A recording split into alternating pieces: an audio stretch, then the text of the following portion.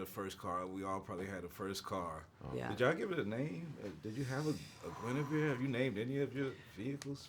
My best mate, we named his car. His car was the Dragon Wagon, because on the seatbelts he had it was like embroidery of dragons on it. He didn't do that. He bought it secondhand. But my first ever car was a Vauxhall Corsa, which fell to pieces.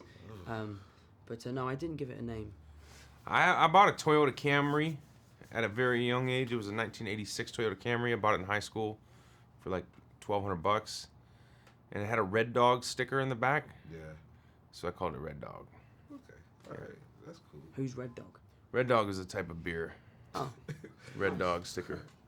I wonder from the different sides of the spectrum, you being youngest brother, you being like an oldest sibling, like how was the sibling dynamics for you guys? Like, how did your younger siblings inspire you? Did your having the older side, was that like not a replacement for that, but like a mentor figure to have older siblings? Like, how was the sibling thing different from being different sides of the spectrum? I think what's interesting about being the older brother is you obviously get to experience everything first, but then you get to kind of see how your younger brothers go through those same experiences. Like my two younger brothers, Harry and Sam, are turning 21.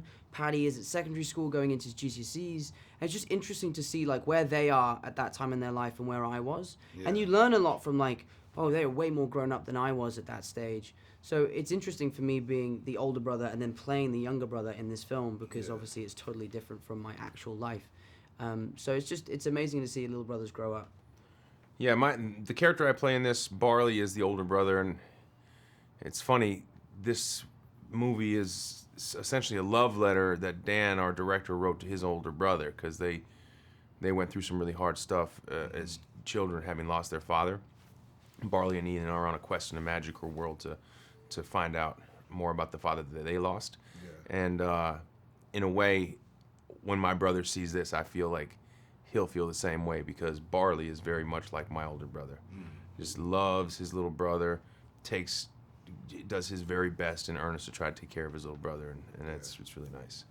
Now I know this is not the same as the personal tragedy of Dan, but this whole city is trying to move onward after the loss of Kobe Bryant, and like in the story where you only have this limited amount of time to have that moment and inspire somebody. Like, what can each of us do, not having to be a celebrity or whatever else, do to like just inspire some of these kids that lost one of their biggest mentors and inspiration in Kobe Bryant? Man, I mean, Tough one, mate. I think reaching out to people in our lives with whom we have relationships, I think that can be a great place to start, is realize that we actually have relationships with kids who need us. It's important also to reach out beyond that and find kids who would need help, but oftentimes the kids who need help are within arm's reach of us. Yeah. So take an inventory of your life and think in your life, who are those kids? And just make an effort to do something. Write them a letter, take them out.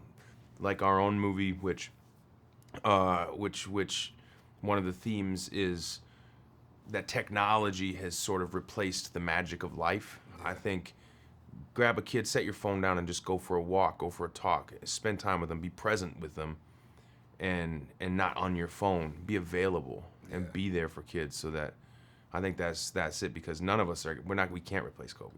Yeah, right. Exactly. You can't, but you can be present and be somebody special for a kid. Yeah.